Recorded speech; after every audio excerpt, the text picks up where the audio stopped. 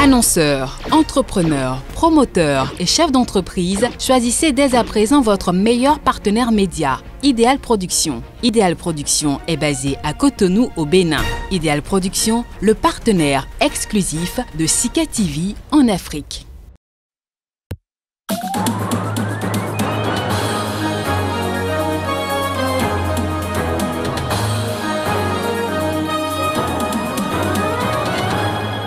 Au sommaire de cette édition au Tchad, après la mort du président Idriss Déby Itno, le Conseil militaire de transition a déclaré que leur engagement sur le front de la lutte contre le terrorisme ne va pas faiblir.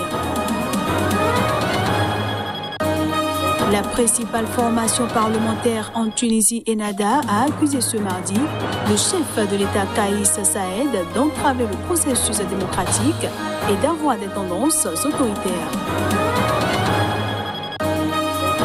Et puis les Camerounais ont rendu un ultime hommage au cardinal Christian Toumi, artisan de la paix dans la lutte pour la résolution de la crise anglophone, qui secoue le Cameroun depuis plus de 4 ans.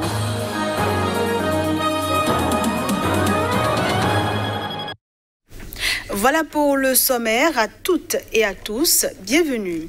La mort du président Idriss Déby Itno, au pouvoir depuis 30 ans, a ouvert une période d'incertitude au Tchad, où les rebelles ont promis de marcher sur la capitale, N'Djamena.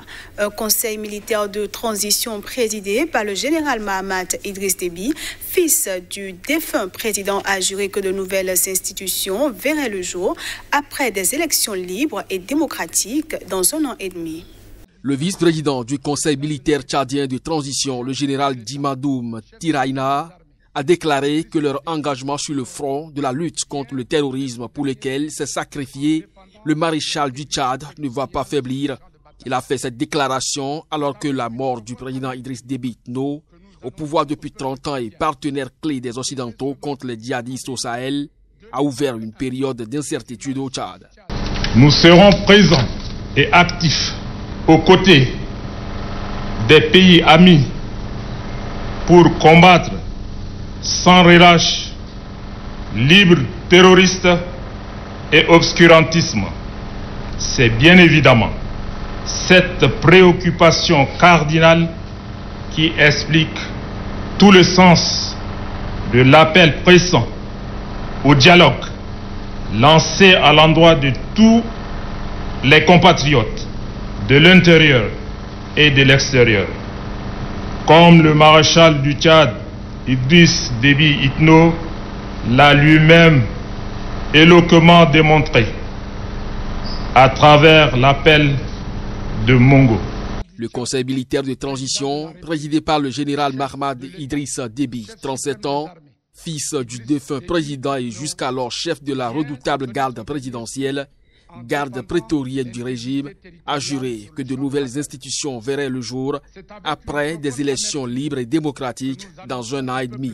Nous voudrions rassurer l'opinion que les membres du Conseil militaire de transition vont rendre le pouvoir à un gouvernement civil à l'issue des élections libres et démocratiques dans un délai de 18 mois.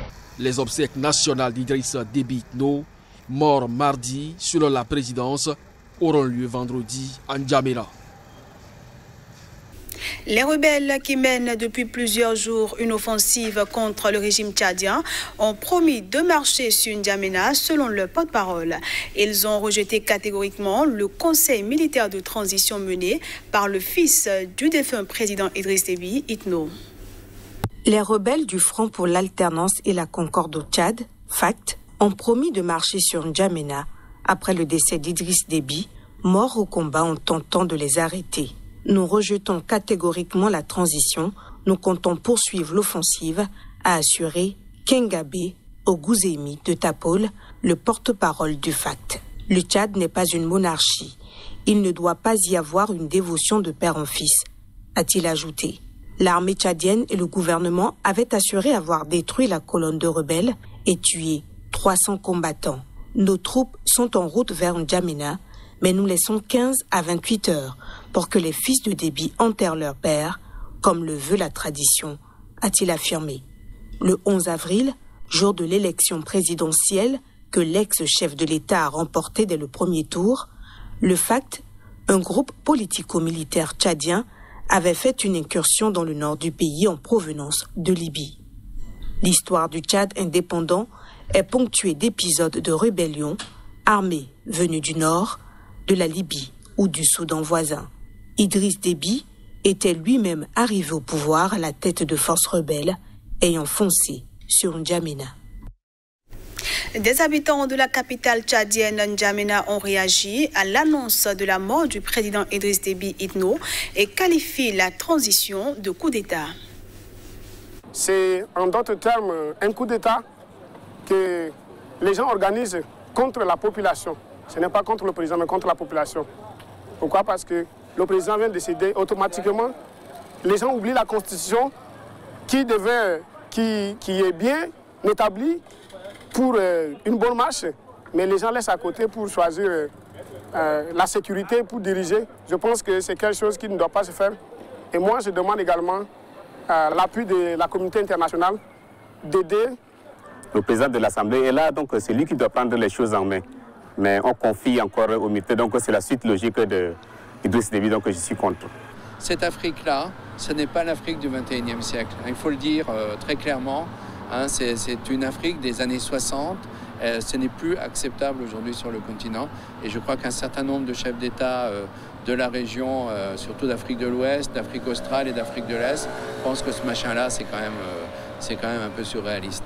La France rentre dans une période difficile parce qu'elle va avoir à justifier une position qui est assez injustifiable. C'est-à-dire, il y a un coup d'État au Mali. La France demande le respect de la Constitution, le retour au pouvoir des civils. Il y a un coup d'État, parce que c'est de cela dont on parle au Tchad, il y a un coup d'État où le fils du président se coopte, 18 mois de transition avec la promesse de vagues élections, et la France dit bravo, vive la stabilité politique. Je le disais en titre, les Camerounais ont rendu un ultime hommage au cardinal Christian Toumi, archevêque émérite de Douala et artisan de la paix dans la lutte pour la résolution de la crise anglophone qui secoue le Cameroun depuis 4 ans. Il est décédé le 3 avril dernier à 91 ans. Je vous propose de suivre quelques témoignages sur le cardinal. Pour le peuple de Dieu, c'est un grand homme qui s'en va. Un homme multidimensionnel. On a vu l'intellectuel avec ses nombreux enseignements, notamment en philosophie. On a vu le pasteur, il a été archevêque ici à Douala. On a vu le bâtisseur, il a construit les hôpitaux, les écoles, beaucoup de collèges, y compris le collège Notre-Dame des Nations de Yassar. Nous retenons aussi du cardinal un homme de paix. Il a œuvré pour que ce Cameroun reste dans la paix. Il a tout fait pour la paix parce que c'était un artisan de paix. Je garde de lui un homme de vérité, un homme de sincérité, qui aimait beaucoup son pays et qui voulait la paix dans son pays. Et c'est pour cela qu'il cherchait tous les voies et moyens pour que vraiment la situation qu'on vit actuellement puisse trouver une solution. Et malheureusement, il est parti, il nous a laissé avec cela. Je pense que là où il est, il va intercéder.